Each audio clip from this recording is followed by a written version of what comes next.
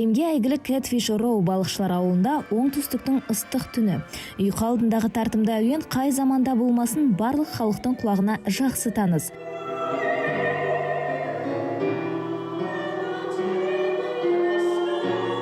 Джордж Гершвиннің керемет музыкасындағы джаз бен блюздің нақыштары афроамерикалық фольклормен тығыз байланысты. Порги мен Бес операсының бүкіл әлем бойынша шеруі 1935 жылы басталған. Ал осы көктемде Петропавл тұрғындары оны жанды дауыста тыңдады.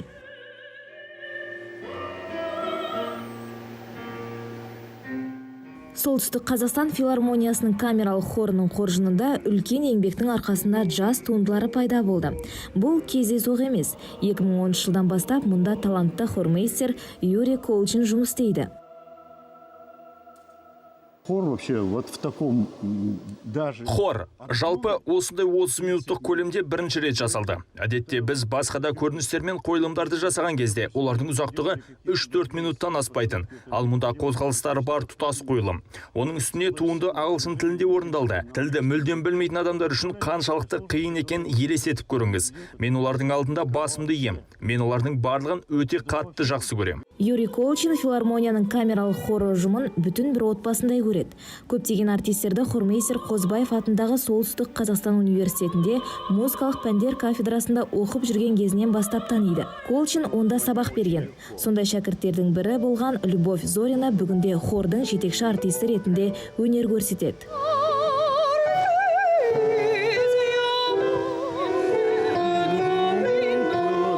Зависни.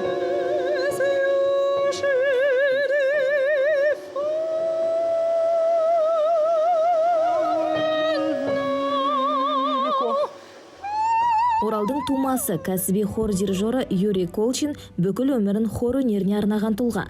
Бір кездері әскери ансамбльдерді басқарып, Алматы консерваториясында жұмыс істеген. Қырғызстанда еңбек сіңірген өнер қайраткері атағын алып, артынша Петропавлға қоныс аударды. 11 жыл бұрын оған жергілікті филармония хорын басқару туралы ұсыныс түсті. Табандылықпен бастаған ісінде өнер иесі ең алдымен репертуарға өзгеріс енгізді. Біз жасаған алғашқы қойылым Евгений Онегин операсының көрінісі болатын. Бұл ретте орындаушыларға қимыл мен өнер көрсету қиынға соқты. Себебі олар бір қалыппен және нотаға қарап ән айтып үйренген. Ал мұнда материалды бастан аяқ жатқа білу керек. Сонымен қатар сахнада жүруді үйренулері тиіс. Қай жерде не істеу керектігін есте сақтау қажет. Қиындықтар осы мәселелермен байланысты болды. Кейбірі қарсылықтарын танытты. Бірақ бірінші қойылымнан кейін қызықты жағдай болды. Орындаушылар келесі қойылым қашан болады деп мені сұрақтың астына алды. Енді оларды тоқтату мүмкін емес. Қоюшы әрі дирижер ретінде Юрий Колчин артистердің өз жұмыстарына деген көзқарастарын өзгертті. Олардың бойындағы актерлік шеберлігін оятып, нәтижесінде мұндай құбылыс хор ұжымын шығармашылық дамудың жаңа белесіне шығарды. Это мастер своего дела, это человек с величайшим. Ол өз ісінің нағыз шебері. Ол ақыл өрісі кең адам. Сондықтан бұл шебердің сүйікті ісімен айналыспауы қисынға келмейтін дүние. Ол ұжымды басқаруға шақырылған кезде репертуар түбегейлі өзгерді. Бетховенге арналған мадақтау өлеңі, ауқымды шығармалар, Вердидің реквиемі. Хор ұжымы ең алдымен классика негізінде бой түзейді. Осы туындыларды репертуарға қосқаннан кейін ұжымның деңгейін көтеру мақсаты жалғасын тапты. Какая-то определенная цель поднять уровень коллектива. Камералық хордың қазіргі көркемдік жетекшісі Ғалия Мұхамеджанованы да Юрий Колчиннің шәкірті деуге болады. Бір кездері хормейстер Алматы консерваториясында сабақ берген. Бірнеше жылдар өткен соң олар әріптес атанып, ал артынша кәсіби қарым-қатынас махаббатқа ұласып, музыканттар өнерлі ерлі зайыптылар қатарын толықтырды. Хор ұжымының биікке өрлеуі осы әдемі жұптың қызметімен тікелей байланысты. Солтүстік Қазақстан филармониясының камералық хорын аймақтық хор деп айту қиын. 2003 жылы пайда болған ұжым сол уақыттан бері тек Петропавлдың ғана емес, сонымен қатар еліміздегі түрлі мәдени шаралардың белсенді қатысушысы. Шығармашылық топ республикалық фестивальдердің марапатына ие болып, талай шетелдік сахналарда өнер көрсеткен. Соңғы 10 жылда 45 концерттік бағдарлама ұйымдастырылды. Сахнада классикамен қатар заманауи авторлардың туындылары да шырқалды. Хор бірқатар жобаларға қатысқан. Олардың арасында Дженкинс бизнестің Шайн Астана салтанатты қойылымның тұсаукесері, Астана бейбітшілік дауысы халықаралық хор фестивалі, солтүстік Қазақстандағы Швецияның мәдени күндері аясындағы концерттік бағдарламасы және 20 хор мен 5 симфониялық оркестр қатысқан Экспо 2017 халықаралық көрмесі шеңберіндегі Малердің нөмірі 8 симфониясы жобасы бар. Юрий Викторович Колчин имеет, так скажем, огромный арсенал. Юрий Викторович Колчинның хор жазатын, өңдейтін, сүйемелдеу ноталарын жазатын керемет қабілеті бар. Кез келген хор орындаушысы немесе хор дирижері оркестрге арналған музыканы жаза алмайды. Дело в том, что не каждый хоровик, не каждый хоровой дирижер может написать оркестровку. В нашей программе очень много. Біздің бағдарламада эксклюзивті туындылар өте көп. Біздің дауыстарымызды, біздегі техникалық мүмкіндіктерімізді ескере отырып, шығарма дәл осы құрамымызға лайықты етіп өңделген. Күрделі шығармаларды хор репертуарына енгізу кәсібилікке бет бұрумен тең. Онсыз ұжымның өсуі мүмкін емес.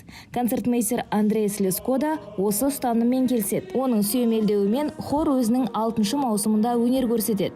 Бұған дейін Алматы консерваториясының түлегі 23 жыл бойы облыстық университетте музыкалық пәндер кафедрасында білім берген. Все-таки филармония – это не только развлекательное заведение, да, вот как вот сейчас больше. Дегенмен филармония бұл ойын сауық орны ғана емес. Қазір бұл мекеме театр іспеттес өнер ошағына айналып келеді. Хор бұл біздің филармониядағы классикалық репертуармен айналысатын жалғыз ұжым. Хор ұғымы ансамбль емес. Бұл қандайда бір үндестік. Бұл адамның жан дүниесіне ғарыштық құбылыс сынды әсер ететін өнер түрі. Камералық хор 20 жыл ішінде қаланың үздік вокалдық дауыстарын жинаған ұжым. Лилия Петрова жергілікті музыкалық училищені бітіріп, әскери оркестрдің солисі болып жұмыс істеген. 2003 жылдан бері хор құрамында өнер көрсетіп келеді.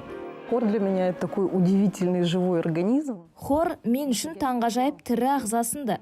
Онда сіз керемет сезімдерді сезінесіз. Дыбыстардың үйлесімі тыңдарманды еріксіз баурап алады. Қазір талаптар біршама өзгерген. Көрермен жаңашылдықты қалайды. Бұрынғыдай бір орында тұрып орындау жоқ. Яғни қазір театрландырылған көрініс ұсынылады. Барлық орындаушылар қозғалыста болады. Қолдағы қағазға қарап тұрып ән шырқау артта қалды. Это просто ушло из нашей жизни. Хордың алғашқы буыны үлкен репертуарды келешек орындаушыларға мұра етіп қалдыратыны сөзсіз. Өкінішке қарай ұжымға жастар легі көптеп келе бермейді. Басым бөлігі жергілікті музыкалық мекемелерді бітіргеннен кейін үлкен қалаларға бет алады. Айбек Тұрғынов керісінше Елордалық өнер академиясын аяқтағаннан кейін туған жері Петропавлға қайта оралды. 4 жылдан бері ол осында хор артисі болып жұмыс істеп жүр. Қазақ болғаннан кейін өзіңе қазақша әндер көбінесе жақын жүрегіңе. Енді басқа ұлттың да әндерін орындай бересіз. Әнші болғаннан кейін, нота бергеннен кейін бәрін орындауға тырысамыз. Сол біздің жұмысымыз. Бір жағынан былай қарасаңыз, қазақшада болған жақсы, орысшада, мысалы ағылшын тілінде болған да жақсы да, көбінесе аралас болған жақсы да. Себебі өзіңе көптеген тәлім тәрбие аласың да, әр ұлттың мысалға өнерін, тілін қарап, өзіңе керек нәрсе көп жинайсың да, сол қызық. Карантин ұжымның жұмысын тоқтатқан жоқ. Көрермен назарына 5 үлкен онлайн концерт, бірнеше клип, отан-ана фильм концерті ұсынылды. Алайда мекеме есігі көпшілікке ашылған сәтте бірден жанды дауыстағы қойылым сахналанды. Что я хочу отметить, это разнообразие репертуара. Репертуардың, жанрлардың алуан түрлілігін атап өткім келеді. Хор бәрін орындай алады. Олар романстарды шырқай алады.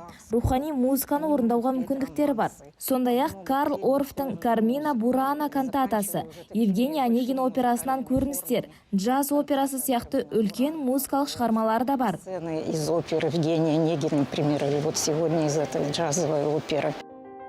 Көрермен осы хормен бірге дамыды. Ендігі кезекте Петропавлдың мәдени өмірін бұл ұжымсыз елестету қиын.